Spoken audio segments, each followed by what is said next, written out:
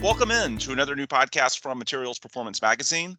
My name is Ben Dubose, your host, news editor with the AMP Publications team. Today, I'm joined by Dr. Jordan Schmidt, Senior Director of Technology and Innovation at LuminUltra Technologies. Jordan, thank you so much for taking the time. How are you? I'm doing great. Thanks for having me, Ben. Yeah, glad to. So for folks who don't know LuminUltra, we're going to give Jordan a chance to talk about their company and their technologies. I want to mention off the top that they are one of the winners in our recent Materials Performance Corrosion Innovation of the Year Awards for 2023. So that's going to be a focal point in our discussions today. But we're also going to talk about their overall role within the corrosion control and protective coatings industry, where they fit in, some of the market trends that they're seeing, and so on and so forth, to try and give you guys a comprehensive overview of not just what they do as a company, but where they fit in within this industry and some key takeaways that perhaps our listeners can learn from as they go into the second half of 2023. So with that in mind, Jordan, I think a good place to start, could you give a brief career biography of yourself and also tell us a little bit about the company? Sure. Thanks, Ben. I've joined LuminUltra a little over 6 years ago, and my background, I'm actually a civil environmental engineer with a background in water and wastewater treatment. I did my PhD at Dalhousie University in Eastern Canada, and then joined LuminUltra shortly after. LuminUltra has been around for approximately 20 years, but our R&D has been going on for longer than that. And interestingly enough, we started in the wastewater industry. A lot of our staff were wastewater engineers, but we've really found a calling in the energy market.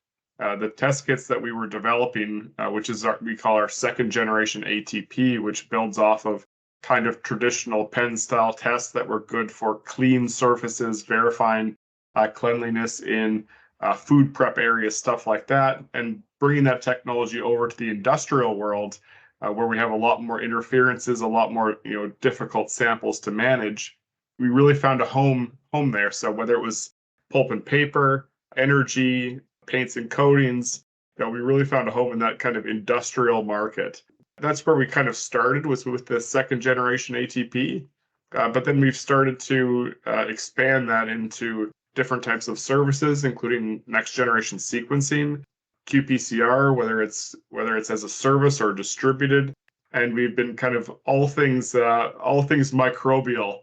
We know that the little things in this world make a big difference, and microorganisms, albeit invisible to our naked eye, their impacts are massive and have dramatic consequences.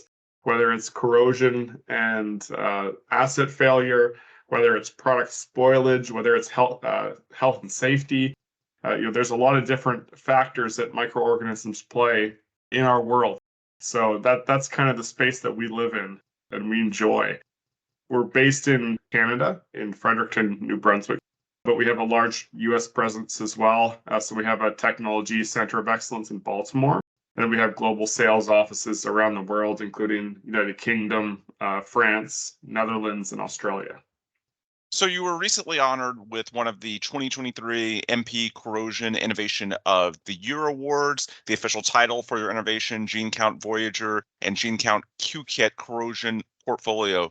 Tell us a little bit about that innovation. Specifically, let's talk about the origins of it. How did it come to be? What's the market demand or shortcoming that it seeks to address? Just walk us through, I suppose, the development and how it got to where it is today. Sure. As I kind of mentioned, historically, we've been an ATP company. ATP is a measure of the total active biomass, but it doesn't tell you what that biomass is.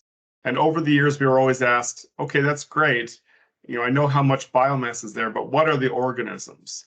Do I have sulfate reducers? Do I have methanogens? Do I have iron reducers? And that was really the origin, is we kept getting asked for, more and more often is, what are the organisms that are there?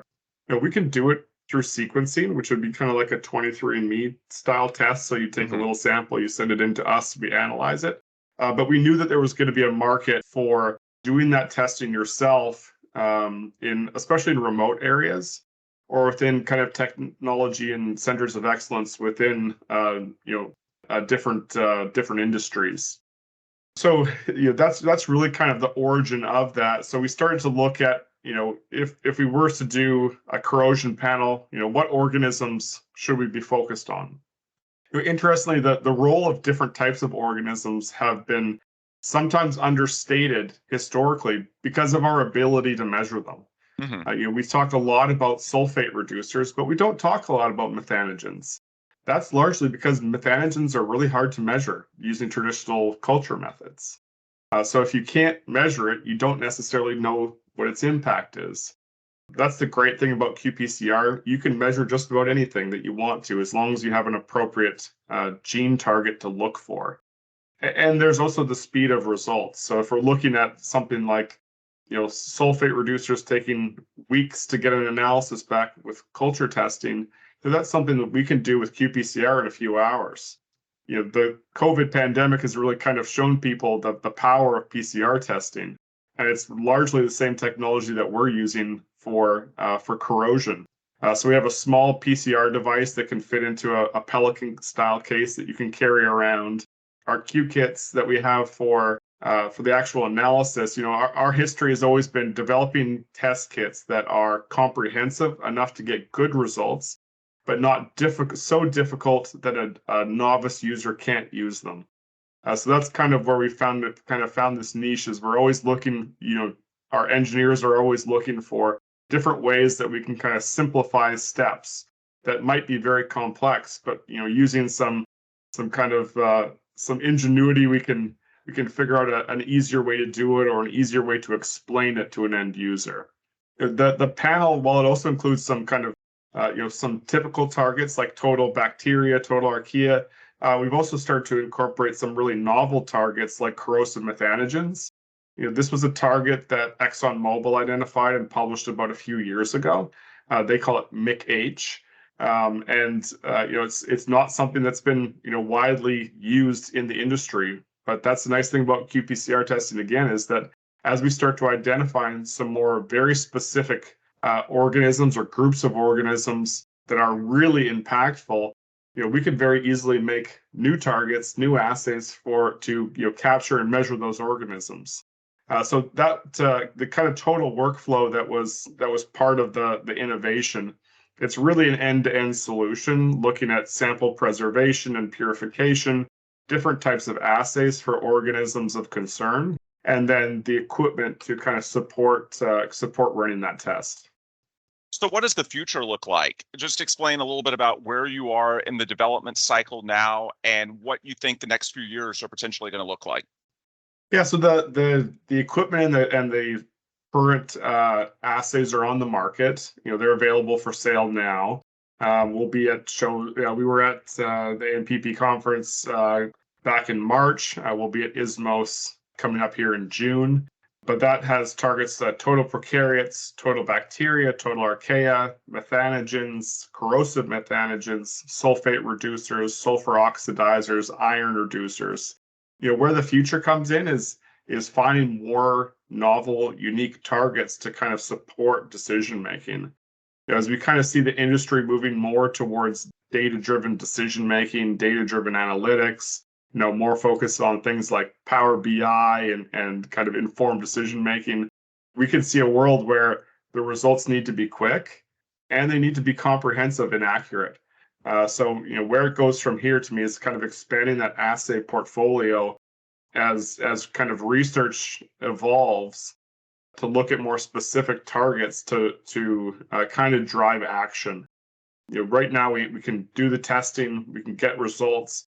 There's still a lot more that the industry needs to figure out in terms of what comes next, and we're really excited to be part of that innovation curve within the industry. You mentioned earlier about the PCR testing. Has that perhaps made your technology even more mainstream when it comes to, I suppose, people in the industry knowing and understanding it? Has that helped you at all in terms of just the recognition front? Absolutely. There's been a significant increase both in the awareness of just microbiology in general and the impacts of microorganisms on our everyday life, but then also just what is PCR testing?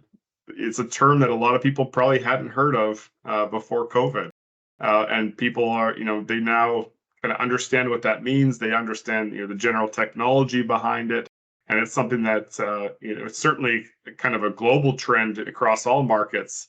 Is people are starting to think more about rapid testing. They're thinking more about why am I waiting weeks for culture testing when I Mhm. could get a result in hours? So it's definitely a market trend that it's probably the single biggest thing driving all this is the demand for quick and accurate results. So what feedback have you gotten from users and clients as far as how this is performing out in the field and out in real world scenarios? Yeah, I mean it's been tremendous. It's been nothing but positive feedback. I think where we have had it in the field, it's been extremely positive. We've had situations where people are doing testing to reopen oil wells in Western Europe, in response to the invasion in Ukraine for energy independence, and the ability to do fast testing has been absolutely critical.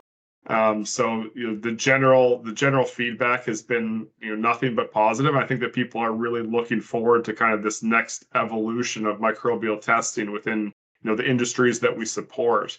The feedback largely is we're just sick and tired of waiting so long to get results that we can't actually make informed decisions. We're just using test results right now to validate what we did was wrong or right. But if we can get these results quickly, then we can make really informed decisions and become much more efficient and profitable as we kind of operate our system. So it's been a really fun space to be in. Yeah, that leads into my next question. Where do you see the future as far as demands in the corrosion control field? I know you guys specialize in wastewater and any particular market trends in that segment. Beyond that, how is your company developing these technologies and preparing for those types of demands or those market trends? From the market trend side, it's really interesting. I think that's one of the things that we're really seeing is this kind of push towards a circular economy, pushes more towards environmental sustainability and governance. Trying to make sure that we're operating much more efficiently, much more profitable. So the microorganisms have a big role to play in that, whether they're degrading assets, whether they're reducing heat transfer efficiency. There's a lot of different roles that they play, whether it's maybe degrading product. One industry that we work in a lot is the fuel industry, Hmm. and with the push towards sustainable fuels, biodiesels, those fuels are a lot more biodegradable and they cause a lot more problems for engines and for long-term storage. So being able to quickly measure, is this fuel clean? Do we need to take corrective actions? It's so critical. As we're having these trends for kind of sustainability, there's also the trend of more heavy scrutinization of the biocides that we use. There's not a lot of biocides left. Going back to that aviation market, there's not a lot of biocides that are even allowed to be used anymore. Hmm. So there's a lot of pressures being put on industry from the sustainability side. But I think that there's also opportunity there to look at our processes kind of holistically and determine, are we operating, at peak efficiency? How can we drag those last little bits out? How do we increase from, X% to, a little bit higher? So kind of understanding that kind of general ROI, I think that that's really where we're at. Where it's less kind of brute force and more, kind of getting into the art of managing these systems. Trying to make sure that you're not spending money unnecessarily to fix problems when they become a big issue. Spend a little bit of money to fix it when it's a small issue. Detect it, fix it, move on. That's really largely where I think that the markets are going. In terms of how we're kind of preparing for those trends, we continue to do research with a lot of our partners. We always kind of generally consider ourselves to be a solution-focused company. So while we sell products, we're largely, we're engineers, we're scientists. We want to solve a problem. We don't want to just do a test. Hmm. Our job doesn't necessarily end there. So we work with a lot of our clients and customers to, understand better what the results mean. How do we, take that number and translate it into action? So there's different kind of elements that we work on there. So it could be developing new assays for kind of new, unique, or novel targets, like the one that ExxonMobil identified with MIC-H. Hmm. They've also got other targets. They have a MIC-C that they've also been looking at. So those are really the two big things: is new targets and then the interpretation of the data. And we work largely with different companies around the world to help interpret their data and then turn that into something that can be simplified and distributed out into the remote areas of the world. Hmm. So before we wrap up, is there anything else you'd like us to know about LuminUltra and what you all are working on, both now as well as what you anticipate to be working on in the future? Yeah, we have a lot of really exciting stuff coming up down the pipeline in back half of this year. We're going to have an automated ATP system that will be hitting the market and will be launched in the back half of this year that we're really excited about. I won't get into too many details, but it's something that's the culmination of years of research and a lot of these systems that we're used to working in, they're challenging. They're really difficult. There's lots of inhibitors. How do you deal with heavy salt concentrations or heavy metals or biocides? So we'll be launching that product in the coming months for an automated online system, which that's another kind of general market trend is the desire for simplification and online instrumentation. And then some of the simplifications of our ATP kits. So we have an aviation fuel kit that's launching that's more tailored towards that aviation market. Hmm. And then a kind of expansion of the qPCR platform to include more targets, more assays that people are looking for. So the more testing that's being done, the more we hear, oh, it'd be great. Maybe we could add this on, or we could do that, and it's really exciting to be involved with our customers at that stage of innovation, because we are still certainly on the front end of kind of the technology adoption curve and the kind of innovation curve where we're still kind of in that innovators phase. It's in the market, but Yep. we haven't quite hit that broad adoption yet, and that's where I think it's really exciting, and the companies get a lot of excitement out of it too, because they see the opportunity. Hmm. There's a lot of internal IP that they can develop to help them operate much more efficiently and against their competitors. So how do they, as they're bidding on contracts as a service provider, how could they offer something that's unique? So it's fun to be fun to be part of that and kind of looking forward to the future of microbiology in the industrial world. This has been really valuable insight for any listener that might want to learn more about what you guys are doing. How can they do that? Just use this as your opportunity to plug some contact information, be it your website or any other resource you have available for people that want to learn more about what's going on at LuminUltra. Absolutely. LuminUltra.com. You could also engage with us on any LinkedIn or any other social network.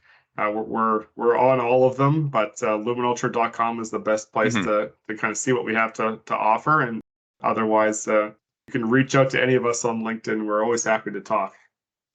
That's Dr. Jordan Schmidt, Senior Director of Technology and Innovation at LuminUltra. Jordan, thank you so much for the time. Thanks, Ben. Appreciate it. Absolutely. And that will do it for this episode of the Materials Performance interview series. For Jordan, I'm Ben. Thanks as always for listening. If you want more insight from us at Materials Performance, you can go to materialsperformance.com. Or if you want resources from AMP, where I am the news editor, you can simply go to amp.org and find all of our content there.